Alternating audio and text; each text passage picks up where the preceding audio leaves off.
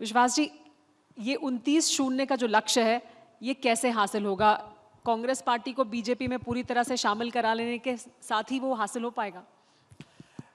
देखिए, इस देश में केवल आप मध्य प्रदेश की बात मत करिए, पूरे देश में मोदी वेव चल रही है। पूरे देश ने मोदी की गारंटी को स्वीकार किया है। 10 साल में मोदी जी ने इस देश की तस्वीर और तकदीर जिस प्रकार से बदली है, इस देश में विकास और कल्याण की राजनीति को जैसे आगे लाने का काम किया है, उसके बाद देश की जनता ने पूरा मन बनाया है कि मोदी की सरकार फिर आएगी। और यदि हम मध्य प्रदेश की बात करें तो मध्य प्रदेश की पूरी 29 सीटें हम जीतेंगे। और आप यदि केवल आंकड़ों की बात कर लें तो छिंदवाड़ा की पहली बार की कांग्रेस की जीत का आंकड़ा देख लीजिए, वो भी कोई बहुत लाखों में नहीं था। 29 हम जीतेंगे और प्रचंड बहुमत के साथ जीतेंगे। जो कांग्रेस के नेता हमारे साथ आए हैं वो किसी पद लोलुपता के कारण नहीं आए, किसी पद की लालसा के साथ नहीं आए हैं।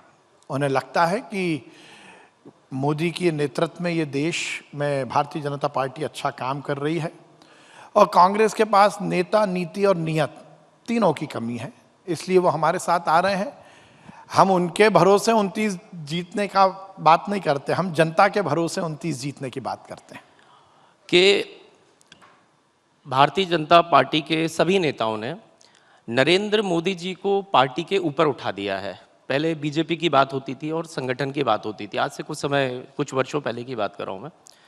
आज की तारीख में आपने देखा होगा कि हर बीजेपी का नेता बाध्य है अपनी आईडी के सामने लिखने का मोदी का परिवार, और जब तक वो नहीं लिखेगा तो उसकी रिपोर्टिंग ऊपर पहुंच जाती है। और मैं समझता हूं इस चुनाव में मोदी जी की वेव नहीं है, ईडी की वेव चल रही है। पहले ईसी इलेक्शन करवाता था, इलेक्शन कमीशन ऑफ इंडिया, और इस बार पहली बार ऐसा देखने को मिल रहा है कि ईडी इलेक्शन करवा रहा है।